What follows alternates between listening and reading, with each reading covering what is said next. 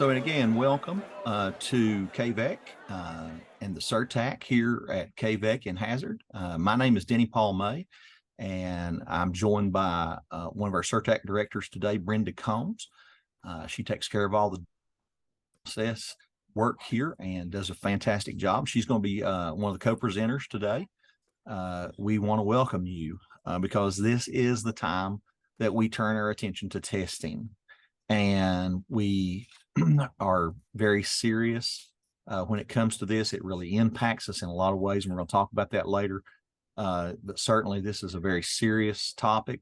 It's one that's vital for our students to be able to do well and to understand the difference between accommodations, modifications, and what it is to provide accommodations in a classroom as opposed to providing accommodations in a testing situation is so vital to our students. So I'm gonna get on with it. One of the things we always like to do is clarify our learning targets and make sure that we are clear about what we hope for our students or our participants to gain from this presentation. And so certainly you can see that there in plain view. What should we know about accommodations for students with disabilities? How accommodations differ from instructional strategies and modifications. And then we'll eventually get around to talking about some teacher tips on providing accommodations, not only while we're testing, but also in the classroom. And so we're just going to dive right in. We have some resources at the end that we'll talk about. And we have taken and want to give everyone credit. A large portion of this presentation is taken from the Iris Peabody site at Vanderbilt University. It's a very strong site, and we've linked that so that you can go on and take a deeper dive beyond this 1 hour that we're going to spend together today.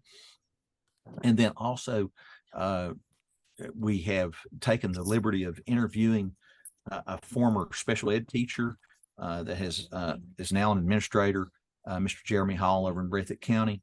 And then, of course, we also have a former district assessment coordinator, or DAC, Mr. Johnny Belcher, also provided information for this session. And so we'll just dive right in. And so, you know, what's the legislative backing? What's the background? What's the history of all of this? And I just wanted to take just a minute and highlight some things that really speak to what we do as special education teachers.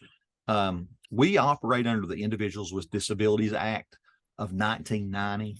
It is the key piece of legislation that we operate under, where we're to be providing a free, appropriate public education. And we also operate under the Every Student Succeeds Act. That's the major legislation for education for public schools in the United States. And then also we even fall back to the Rehabilitation Act of 1973 and how that impacts 504 plans and providing those types of accommodations to those groups that have those plans. So we'll talk a little bit about that. High quality instruction is mandated through the ESSA law, and including students in the least restrictive environment and providing a free, appropriate public education is very, very key to what we do. It's all mandated, like I said, under ESSA. We know that the ESSA law is very, very straightforward when it talks about who needs to be evaluated, and it only allows for 1% of our student population to be on alternate assessment, and every other student that has a disability is to be tested with the as part of the Kentucky state assessments that are you know, mandated that we do each and every spring. And so we're going to talk a little bit about that today. And then we just wanted you to realize that what you do matters, despite the demand that we have on us every day. What you do matters with students with and it also matters for your school, because subgroups like students with disabilities and that the outcomes on these assessments really determine whether or not you go into TSI status, where you would have an educational team come in and guide your school, and that's targeted intervention that comes along with those subgroups. It's all part of the ESSA law, and the inclusion of populations in assessment, the inclusion of special populations in assessment is something that's here. It's here to stay. And so we need to be very much aware of the accommodations, modifications, the differences between those two terms, and then also the difference between accommodations in the classroom and accommodations on state testing. So just wanted to throw that in there. So accommodation barriers, we sometimes when we're trying to provide accommodations, what are some of the barriers to providing those accommodations? So we look, when we're talking about providing an accommodation, how are we presenting information? Do students have disabilities? Do students have issues that are going to make the presentation inaccessible? So this is really about accessibility. Are we providing accessibility to the information that's being presented? And then the manner in which students are asked to respond. Are there barriers or differences that students have that do not allow them to respond in certain ways? So we have to find accommodations or ways to bridge that gap, close that barrier down, and make sure that we're providing access to the information and providing access for the students to provide the information back to us. And then the characteristics of the setting. Are there barriers there? Are there, if you have students that are easily distractible, the level of noise, the lighting may play in. So we got to think about all those things. And we think about those things on a daily basis in our instruction. And of course, any student can have those accommodations provided to them. But it's when we get to the state testing that we have to have an evaluation basis for providing that accommodation. It has to be allowable. It has to be something that's being given consistently, and it has to be something that is well rooted in the lesson plan, and that if there's an IEP or there's a plan that says that the student has the evaluation base that says that they need that accommodation. And so that's something we'll look at. And then the timing and scheduling of instruction, the time of day, the length of the assignment, those can all be barriers. And so we're looking for ways to overcome these barriers. So what is an accommodation then? We ask ourselves, accommodations are tools and procedures that help students participate in classroom instruction, activities, and other school programs and services. And certainly that includes the state assessment.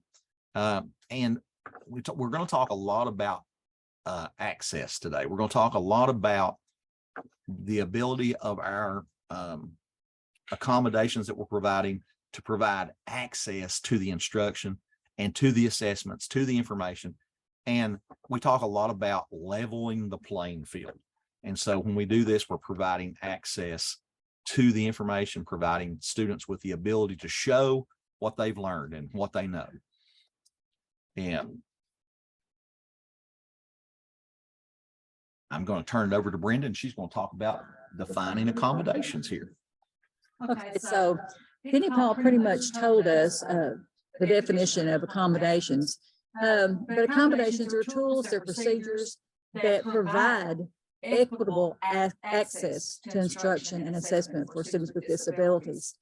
Accommodations, that is adaptations. If you see in parentheses IRIS, that's a good place to look for when you want to do some research, or changes to educational environments and practices designed to help students overcome the challenges presented by their disabilities. And with that in mind, it is important to recognize that accommodations do not change what students learn, but rather change how they access the learning.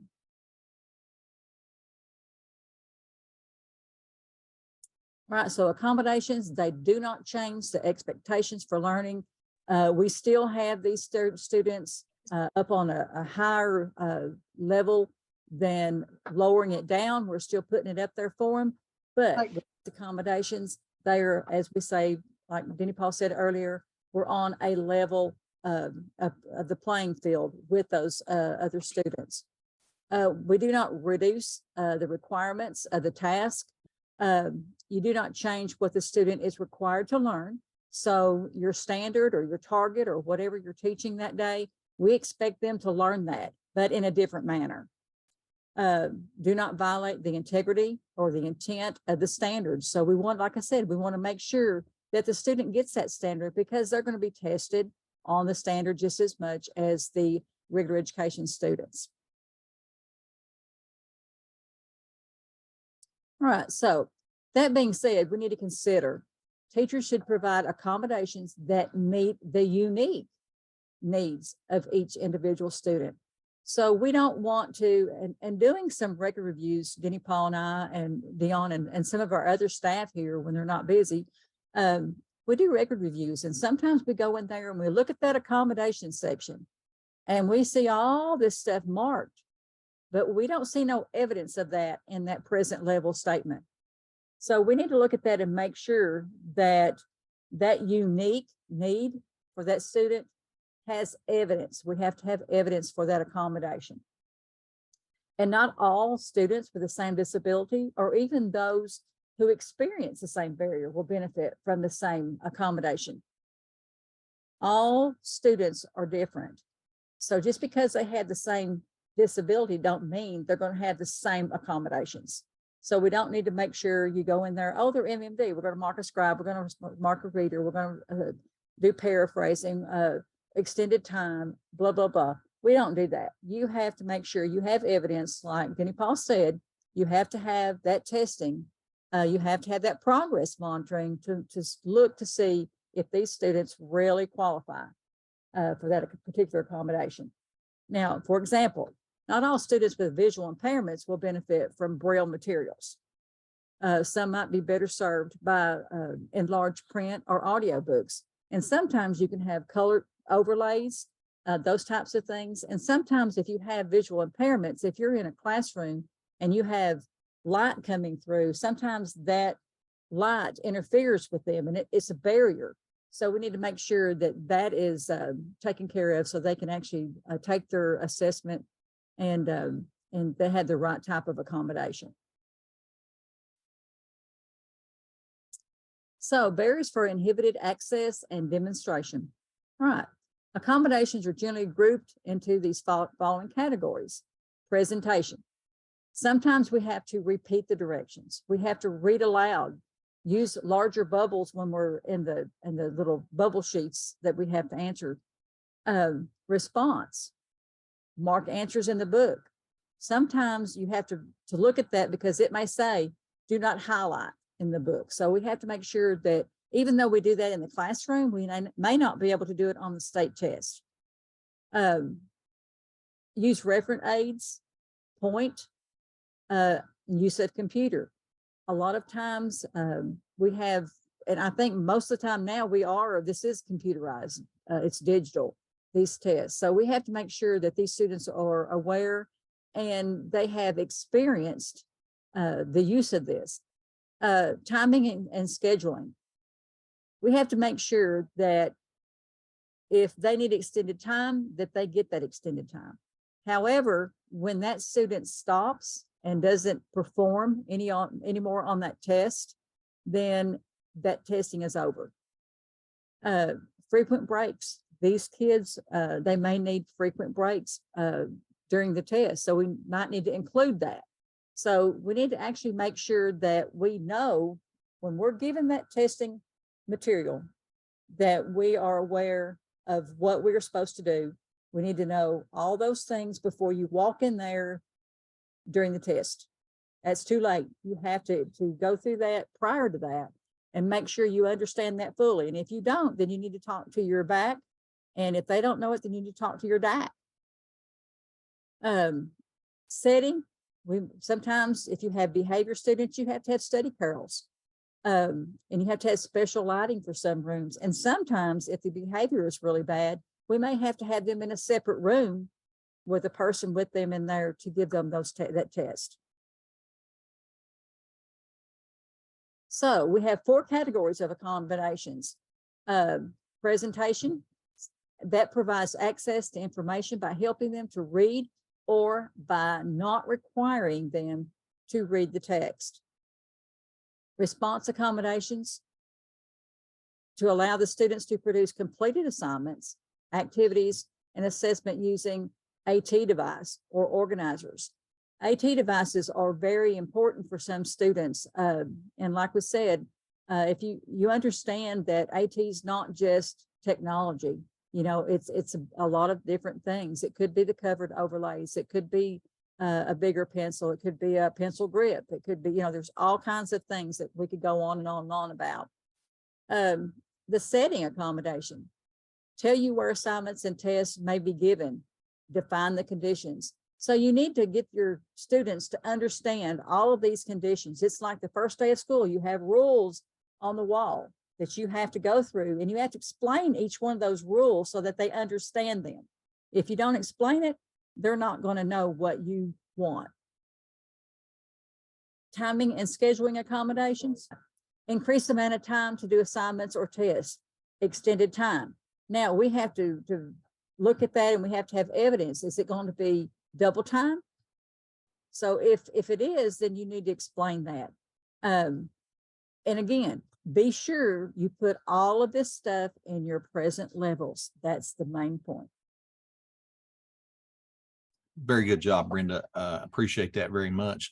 You know, I've heard it said, and I think we've all heard it said from one of my favorite teachers of all time, Anita Archer, that the point of school is learning and more learning.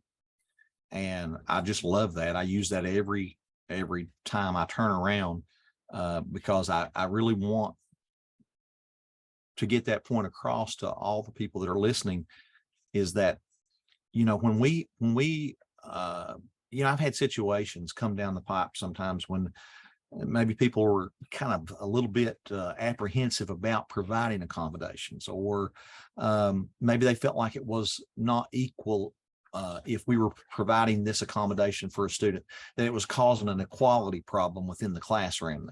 The students was going to complain, or the parent was going to complain, or the teacher thought it was unethical to say, oh, well, if so-and-so gets this particular accommodation, then so-and-so over here should get this particular accommodation. Everybody should be equal. And that's really not what we're talking about. This is really a civil right of students with disabilities. They're protected under the 504 umbrella, the Rehab Act of 73 that I referred to earlier, the Ideal Law of 1990. These are civil rights that these students receive the accommodations that we're talking about. Now, this is one part of your job as a special ed teacher.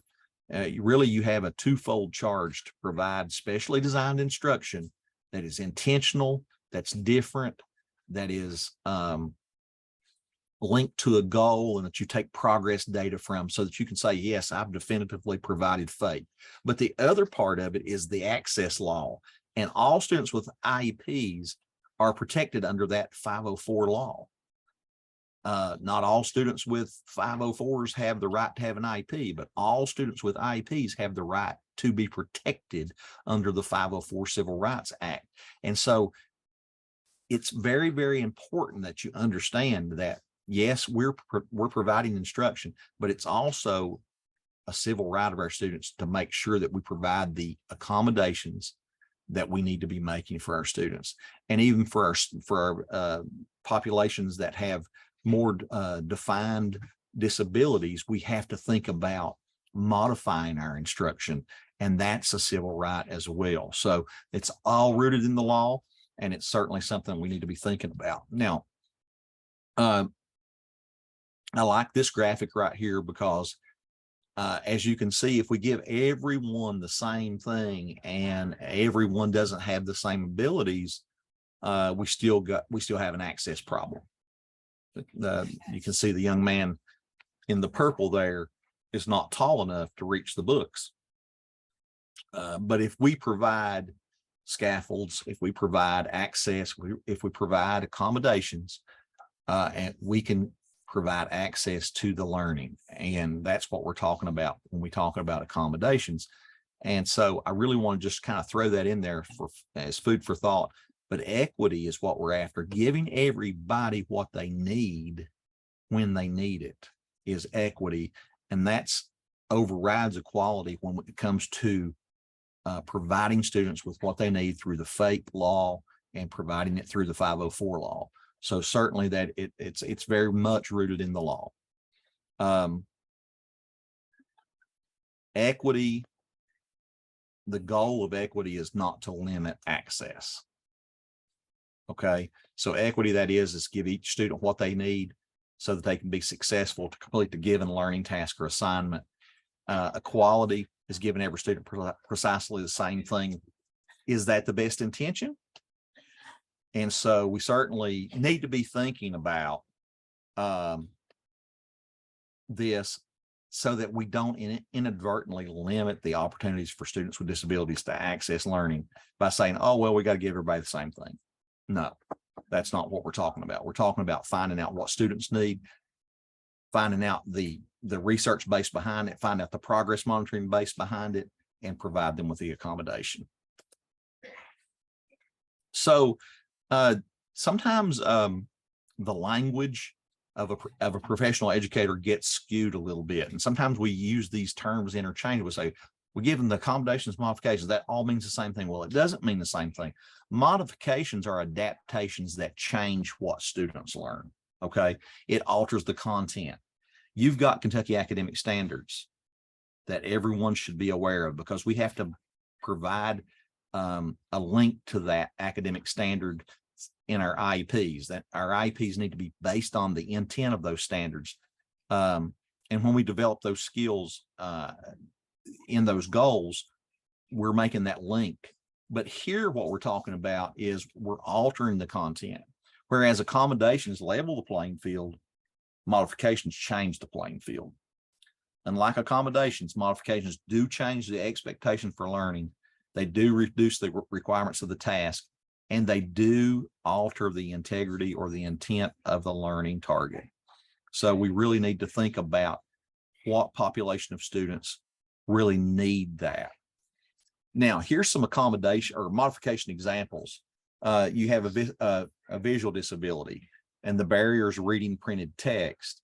You may provide the student with an alternate assignment that changes the intent of the skill that is being provided. So we provide the modification there, and then when we look at specific learning disability, we may have a problem with reading. We may have a problem decoding text. If we wanted to test that student for comprehension, we might provide that student with a reader. However, right now what we're doing is decoding text. So if we're wanting the student to read because they have a specific, we may have them read a lower level book. When they read a lower level book, if the intention of the standard is to teach them to read, then we're providing a modification in this example here. So students' ADHD and remaining focused is the barrier. We might give them fewer homework questions. And here's where it kind of gets a little complicated. If we provide them with fewer homework questions because they can't remain focused, and we don't have them learn all the skills that need to be learned with the homework or reinforced with the homework, then we're doing a modification. So if you were good, like for math, for example, if you gave a student 40 questions or 40 math problems for homework, and the first 10 were add, the second 10 were subtract, the third 10 was divide or multiply, and then the fourth 10 was divide. If you took divide and multiply away to reduce for the attention problem, you also did a modification because they didn't get practice on those two skills. So that's a modification. But if you mixed and matched those and you put those together, you'd be making an accommodation. So certainly we don't want to get those things confused. When we change the intent of the standard and lessen the learning expectation, that's a modification. And when we provide access, for the same learning and level that playing field, we're providing an accommodation. Orthopedic impairment, writing out responses due to the inability to hold a pencil. Maybe we would shorten the report, or maybe we'd have them do a report that was not as intense. So that's certainly some of those things that we're talking about there. In the IRIS module that I previewed for this training, there's also instructional strategies. So we've talked now about accommodations and what they are. We've talked about modifications, and we've talked about, now we're going to talk about a little bit about instructional strategies.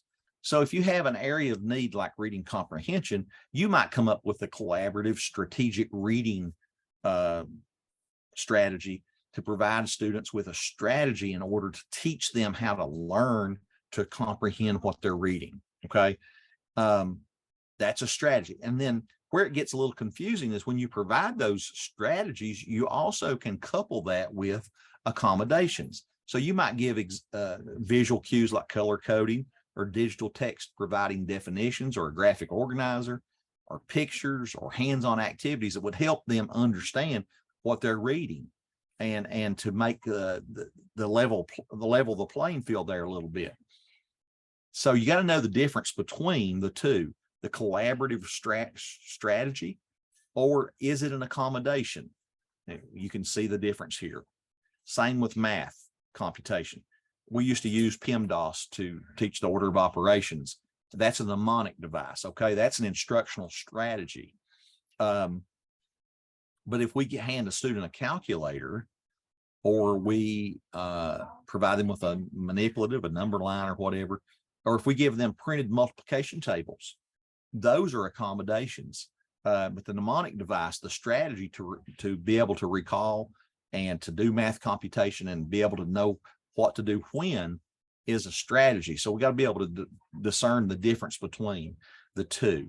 And then behavior, like if we're going to teach self-monitoring strategies, which Doug is very adept at doing, we would certainly, that would be a strategy. But then providing accommodation might be separate seating, or preferential seating, or study carrels that we would provide to allow the students to, have their behavior in check. So let's do a little activity here. I want you to work with me here for just a second, and I want you to read the scenario, and I want you then to answer the questions. I want you to determine which is which. Okay, so you're going to read about Danica, and then you're going to read the scenario down here in the gray, and then you're going to decide which one is is it an accommodation, is it a modification, or is it a strategy or an intervention? So we're going to put our learning into practice here.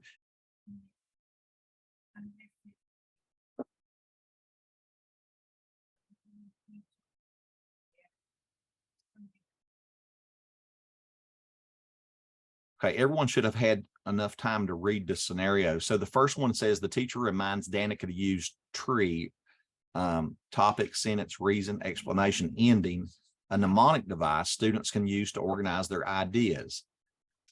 Tree is a strategy. Good. Perfect. All right, let's do number 2. The teacher highlights key information in the research materials that Danica collects. The teacher highlights key information in the research of the materials that Danica collects. Very good. Very good. I'm seeing some accommodation. Number 3, the teacher shortens the writing assignment to one paragraph containing 3 facts.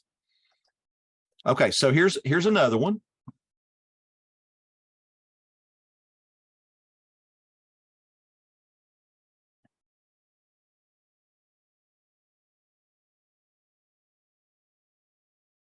Okay, I think we've probably had time to read through that information.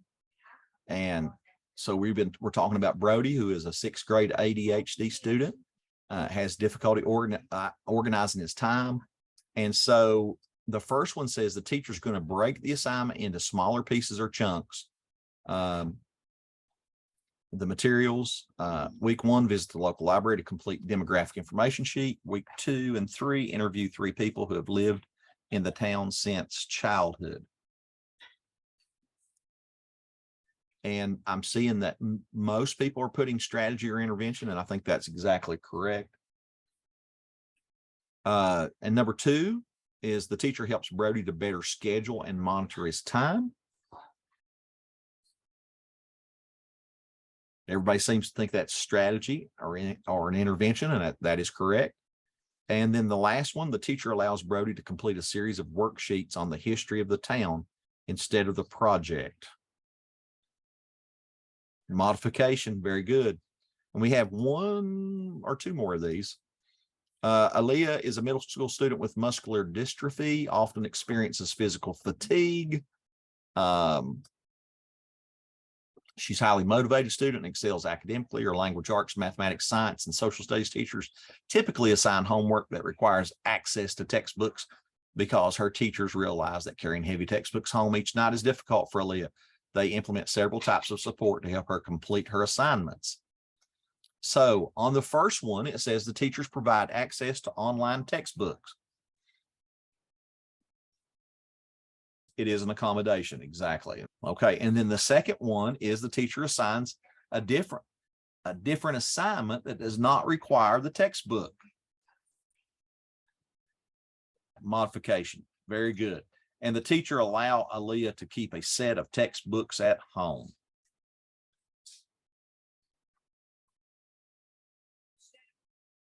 An accommodation, and that is correct. All right, we have 1 more. Ahmed is a high school student with an intellectual disability. Now, we know intellectual disabilities are either those students that are MMD category or FMD category in the state of Kentucky, either having a 70 IQ or 50 IQ in general.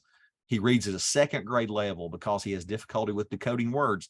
He's not able to read fluently enough to comprehend the grade level text. His special education teacher has noticed that he typically understands or remembers the information that she presents orally. For this reason, his teacher implements several types of support to help him succeed in the classroom. And the first one says the teacher allows Ahmed to use text-to-speech software for grade level materials, which allows the text to be read to him. Accommodation, that's exactly right. And then the teacher explicitly teaches phonics to improve Ahmed's decoding skills. Is this a strategy, an accommodation, and modification? I think you're getting it. It's a strategy, and that's certainly correct. The teacher gives Ahmed a lower level reader that provides fewer facts and details, but aligns with the grade level content. And again, you're per the definition and per the information that we shared earlier, you guys have done a really good job. So I think you have a really good handle on this. Now, one of the things that we want to share with you are some tips and some other information when we actually are doing the state testing. Let me go back and say before we go on here that, you know, you can provide interventions, you can provide strategies, you can provide modifications, you can provide accommodations, as long as they have a basis for them and the student needs them. Now, but it gets a little tighter, Brenda, doesn't it, when the state test comes into play, because there are people that are looking at that, and there are certain rules and regulations that you have to follow. And so we're going to talk a little bit about that and give you some tips on how to go about that and proceed, what to look for and that kind of thing, and how to be prepared for that day if you are actually the one that's providing the accommodations. Okay, so here we are talking about teacher impressions and tips for success. Ensure that teachers are providing accommodations. Remember, we have allegations sometimes that slips up on us, and we have to require feedback to them about the allegations. We need to always use our best effort and use resource technology. So we just need to make sure that, again, you have your evidence in your present levels. Practice tests. It's really good to use those practice tests for your students. We need to make sure that they are aware of how those tests are like your multiple choice. They could be different ways that they answer those questions. So they need to be ready for answering those questions. We can use a practice test. And you could log on and find those for yourself. And I think Denny Paul may have actually attached some. I do, Brenda. I have those linked at the end. And I tell you who, Jeremy Hall over in Breathitt County, we were talking with him. We wanted to just kind of get some impressions from folks that have been out there in the trenches doing it of late, because sometimes we're a little separated from that. So he was so kind to send us a link for that, and we were able to put that on the end of this as on one of the resource pages for you. So you can go there. And certainly it's very important that kids are practicing, that they're having the accommodation and the way they're going to be tested. We've gone to digital testing now. And so we really need to be thinking about how consistent we can make that for our students, because if you've got a bunch of different accommodations, you got a bunch of different things to deal with on test day, and you're not really involved in the mode and the way that's being laid out and the way that's being manipulated and the way that's being provided, then certainly it's going to cause you not to do as well. And that's something we need to really think about. The next one says, get tight with your backs. We need to make sure, like I told you before, once they hand you that testing material, you need to get in there and read your part. You need to see what you need to have ready for those students. You need to be able to understand what pieces that you can say, underline them in your book, and don't read nothing else, because we're not allowed to do that. So relationships matter. So we just need to make sure that the students are doing their best. And if a student feels like that they have a good relationship with you, well, they're going to try to do their best. If they don't have a good relationship with you, they may get down through there and just start marking anything and everything. And you know how that goes. That happens a lot. So we just need to make sure that we're monitoring. If we see them going down through there and just marking anything and everything, we need to stop it and ask that student, what's going on.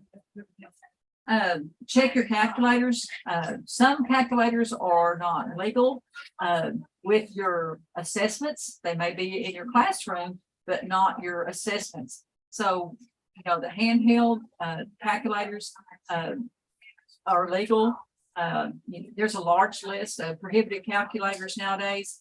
You had those graphic calculators, and they don't want that. They only want you all to have the basic calculators.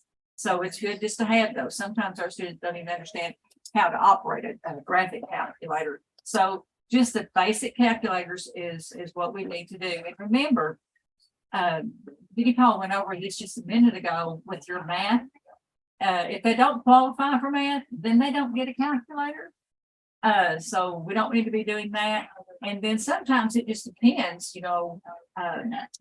the math, if they receive it or not, the calculators or not. So we just need to watch to make sure that we're doing it legally. We don't want any allegations against us. And certainly, Brenda, allegations, providing accommodations are the number one allegation area.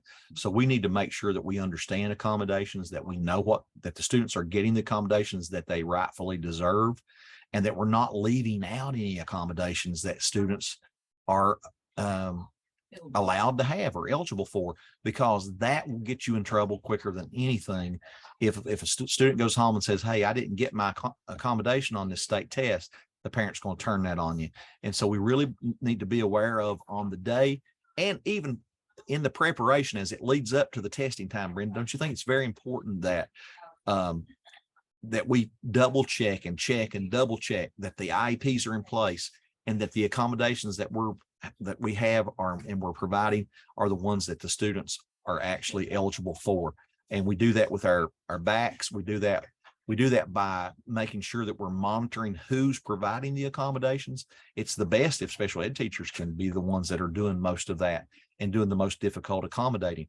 And that also brings me to that whole deal about scribing. And Brenda's going to talk to you a little bit about that. So on the next slide here. Okay, so effective scribing takes practice and should be assigned to the most ethical and able proctors. Scribing is a scary accommodation. You have to watch, you have to make sure these students actually have to say, when you start a sentence, they have to say capital, whatever. You know, they have to put the punctuation on the end of it. You know, it's better if you actually have the text to speak to text, and it will write it out for you. But now we know that some of our students, they don't pronounce their words very well. And well, I'm going to say we do here in Eastern Kentucky, but sometimes we have to have a different language for it to pick up. So we have to watch those types of things. When I was a teacher, we had one of our teachers where I taught, she had an allegation. Well, it wasn't an allegation, it actually came from the testing that sent it to the feds, and the feds came to the school and asked, you know, why these students had very similar answers. So they were thinking that the teacher probably gave them the answers. Well, the teacher did not. They had a chart, you know, they put charts up throughout the year, and it was left up, in which she could have it left up because it was there forever. And those kids, all they did was they looked at that chart, and then they picked pieces out of it, put it in their answer. So they found out there was, you know, the allegation, you know, was not there. So that was fine. But we do have to watch what we're doing. We have to make sure that if you are going to put up posters or whatever, to make sure they're covered when testing time comes, because times have changed since way back when I taught. This is my 40th year. So it's been a reverse circle here. You know, Brenda, if you're talking about posters, and I hadn't thought about this, but it just made me think about a conversation I had with a classroom teacher just yesterday. If you're doing teaching, if you're doing special design instruction, and you're doing what you need to do, if you're teaching writing, for example, and you're using anchor charts, go ahead and put those anchor charts up there and refer to those all year long. And those kids will have a visual. They will, if you practice it enough, it will make a difference. So that's a tip I can provide you just from listening to classroom teachers that are out there doing it every day, 5th grade level, where it's highly tested, you know, the writing piece. And so that's something that you really, really need to think about, is providing your students with every possible advantage that you can provide them. And sometimes it's just going ahead and putting those posters up, but then at the time when it's required, you got to take them down or you got to cover them.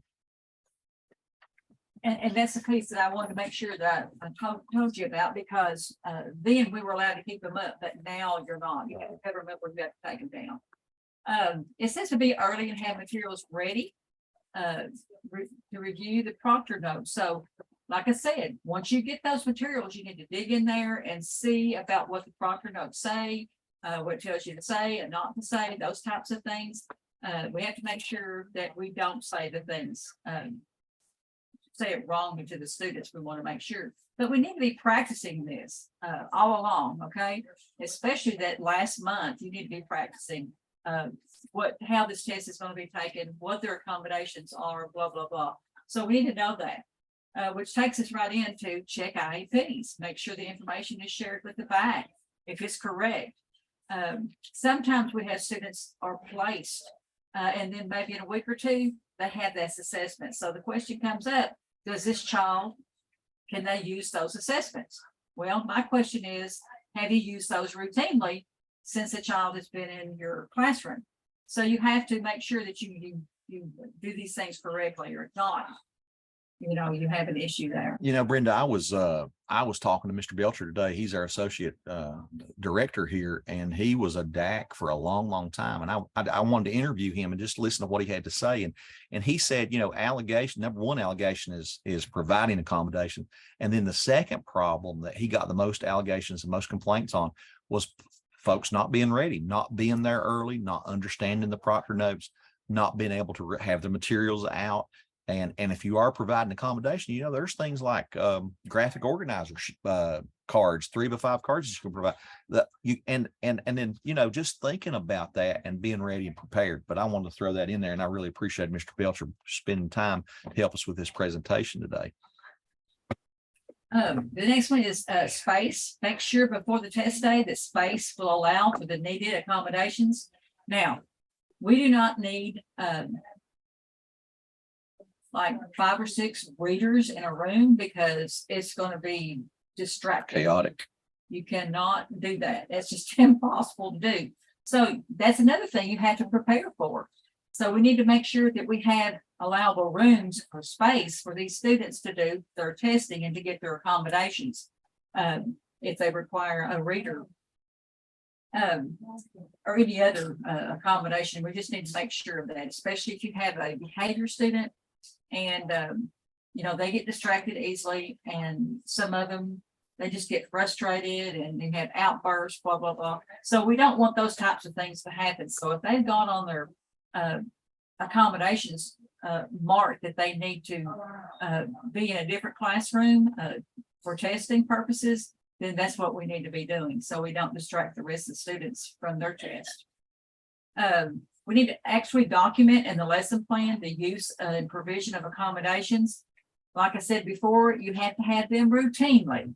So if they come in and say, well, when did you do this accommodation? You can pull out your lesson plan book or your accommodation book, and you can have there, see, I've got this marked. You can have it as a chart and check the days and put the date up there when you did that.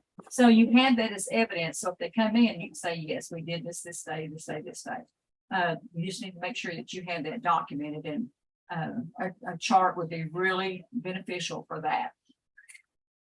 And then a use of accommodations access the bookmarks. As Denny Parker said just a minute ago, he has the bookmarks, I think, listed right here in your accommodations. And has practice tests for you all to look at. That way you can give your students whatever that they need to do. And if he wants to go ahead, I think we have time that we might be able to go through those. We have about 6 minutes. Yeah, I was just going to say, I wanted to provide the resources. Number one, again, I want to thank Brenda. The bookmarks that Brenda was talking about, I'm going to try to pull that up here. I really like this. You can see it on the screen. Hopefully, is it showing up on the screen? Okay, so you've got the do's for the reader, the do's for the manipulatives, the don'ts. I really like the way this is set up, and you can see, just for example, manipulatives should be student specific and available to provide supports to access the content. When provided on a state assessment, should be provided in a one-to-one setting and placed somewhere the student is familiar with locating them for use. We don't use manipulatives in a way to lead the student to an answer. We don't ever lead a student to an answer on anything. That's where scribing becomes very difficult sometimes, and that's why you should have your most ethical folks doing those types of things. But look at that, what it says about manipulatives cannot be placed on the student's desk. The student should access and choose the type of manipulative they will use, but you can make those when providing a 3x5 note card. No content written on them, but it may contain a blank graphic organizer that would act as a trigger for student learning. So you have that possibility. But here's what I want to say about all these things. If you're not practicing this on a daily and consistent basis, you really shouldn't be having the student do this, because it's going to be confusing and make them, just have a bunch of stuff they're going to have to deal with. And there's going to be cognitive overload. And we got to really be careful about that. But if you go on through, you can see what to do for scribing. A scribe shall in no way lead the student to the correct answer. A scribe shall not be used as a replacement for writing instruction. And the scribe shall not alter, edit, or revise the student's own ideas, revisions, or edits. You want to write down what the student says exactly, and you don't want to break their train of thought. And sometimes, as we convert from humans to digital types of universal supports, we need to make sure that we're practicing those supports. You can see what it says about assistive technology here, the use of a calculator. It says some students in need of a calculator not found on the approved calculator list may submit a written request to the Office of Assessment Accountability to consider the request. And it must be provided on a routine basis during instruction. So that's what we're talking about. You shouldn't be giving a student an accommodation that you're not giving consistently. Now, that's not saying daily, but consistently you're using the accommodation. The use of a calculator shall in no way lead a student to a correct answer. A calculator shall not be used as a replacement for mathematics instruction or assistive technology. And then there's a list of prohibited calculators. You can visit the KDE website for that. And maybe later we can attach that as well. You see what extended time and what it says about extended time. Extended time is permitted as long as the student's engaged in attempting to complete the assessment. So, you know, the example that I've heard in some of the inclusion trainings is if a student has double time, they can't take the first hour and sleep and then access the double time. You know, you got to be thinking that they're using all of the time productively and they're engaged in the assessment. So the use of extended time shall no way lead the student to the answer. And the student has not been engaged during the regular time provided, make no attempt to complete the assessment. Don't allow them then to just say, well, I'm going to wait till my extended time and do the assessment and that kind of thing. And, you know, students are students and they're young and their maturity levels are not fully developed. So we have to guide them through these things, and we certainly have to practice with them. And if we're doing instruction and we're providing accommodations like we should, it's going to be important.